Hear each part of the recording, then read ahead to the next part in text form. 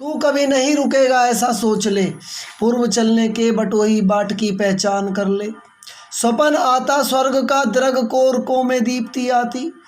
स्वप्न जो है स्वर्ग का हमारे मन में आता है और कोरकों में दीप्ति आती, अर्थात हमारे मन में प्रकाश उत्पन्न होता है।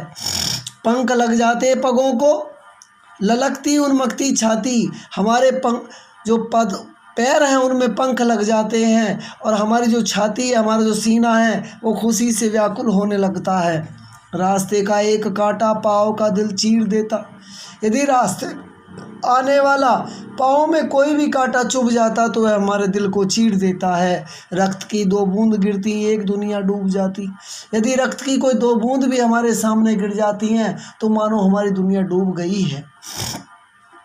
आँख में हो स्वर्ग लेकिन पाँव धरती पर टिके हों। हमारे आँखों में स्वर्ग छाया हुआ हो लेकिन हमारे पैर जो हैं वो हमेशा धरती पर टिके रहने चाहिए, अर्थात हमें धरती पर ही रहकर चलना चाहिए। आसमान में नहीं उड़ना चाहिए, कांट सपनों में नहीं खोना चाहिए।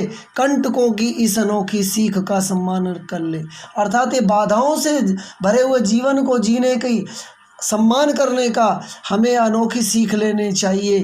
पूर्व चलने के बटोही बाट की पहचान कर ले। रास्ते में चलने से पहले, जीवन लक्ष्य पर चलने से पहले, जीवन पथ पर चलने से पहले हमें उसके बारे में सोच लेना चाहिए।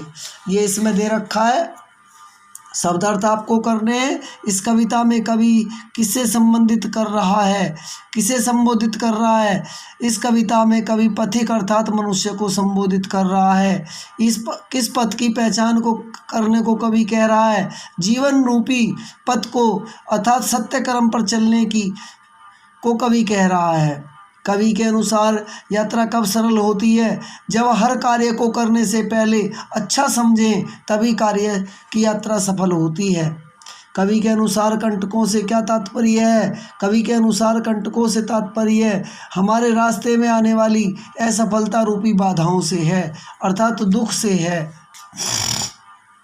बाट की पहचान से तात्पर्य टिक लगाना है। यह रास्ता एक तरफ से आता है, यह रास्ता कहाँ जा रहा है, मुझे किस रास्ते पर चलना है, मुझे किस रास्ते पर चलना है, इस पर टिक लगाएगा।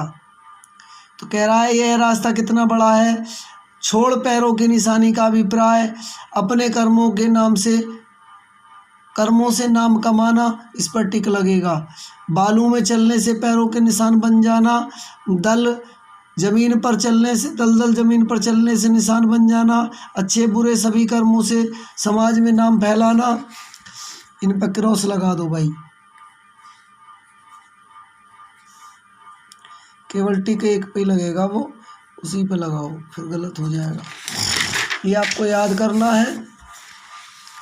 इसका ये वर्क दे रखा है, फिर बाकी बाद में कराएंगे क्योंकि वीडियो बड़ी हो जाएगी। सफल पंथी कौन है? जो बार बार रास्ता बदले, जो दूसरों की नकल करके चले, जो पहले सोच स्वप्न समझ कर न चले, इस पर टिक लगेगा। जो एक ही रास्ते पर दृढ़ता पूर्वक चले। कवि ने स्वप्न किसे कहा है? कोमलताएं, इच्छाएं, भावनाएं, वासनाएं, कोमलताओं को स्वप्न कहा है। हमें कोई भी काम कोमल नहीं समझना चाहिए। कवि के अनुसार कौन होंगे जो कि रास्ते में आने अपने पैरों के निशान छोड़ जाते हैं? साहसी और कर्मवीर व्यक्ति। उन पद चिन्हों से हमें क्या क्या ज्ञात हो सकता है? राह में आने वाली बाधाओं और चुनौतियों का पता चल सकता है। हमें किन बातों का समय बर्बाद नहीं करना चाहिए? क्या अच्छा और क्या बुरा है, इसे सोचने में हमें समय बर्बाद नहीं करना चाहिए। तू इसे अच्छा समझ के द्वारा कवि किस मानसिकता को संकेत कर रहा है? दृढ़ विश्वास अर्थात एकाग्रता को संकेत कर रहा है। सरिता, गिरि, गह्वर, वन किस के प्रतीक हैं?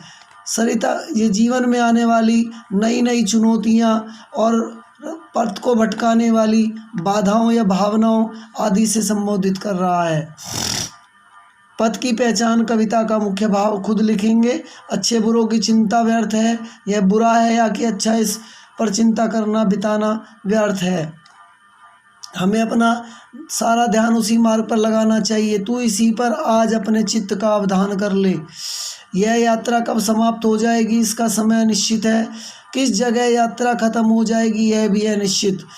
हे पथिक चाहे कुछ भी आ जाए तू रुकना मत, आ पड़े कुछ भी रुकेगा तू ने ऐसी आन कर ले। ये दिया है, पंक्तियों का व्याख्या बाद में लिखवा देंगे। और ये आपका टिक दिया, पूर्व के विभिन्न दो अर्थ है, पश्चिम पहले, पहले एक दिशा, इस पे लगेगा टिक। सरिता के सही प्रिया है, सरोवर तटनी, नदी तटनी, नदी तटनी पर लगेगा। बटोही जाता है में क्रिया का काल है, भूतकाल, भविष्यकाल, वर्तमान काल, वर्तमान काल। लाल शब्द की भावना तो सच, लालीपन, ललित, लालत्व, लालिमा, ललित। पूर्व बाट दो दो अर्थ लिखकर प्रयोग करने हैं, ये कर लेंगे। नदी, सरिता, सलिल, तटनी प्रियावाची शब्द लिखने। पथ, बाट, राह, रास्ता। पर्वत, नग, पहाड़, गिरी। बाग, उपवन, वाटिका, बगीचा। राही, पथिक, बटोही, यात्री। वन, जंगल, गहवर। और ये पालन, फालन है, फालन सॉरी, फालन या गहवर लिख दो, ये गहवर भी आ जाएगा। इन विशेषण शब्दों के भाववाचक संज्ञाएं बनाइए। बुरा का बुराई, सफलता, सुंदर का सुंदरता, सरल का सरलता, अच्छा का अच्छाई, लाली का लालिमा। That's okay, thanks.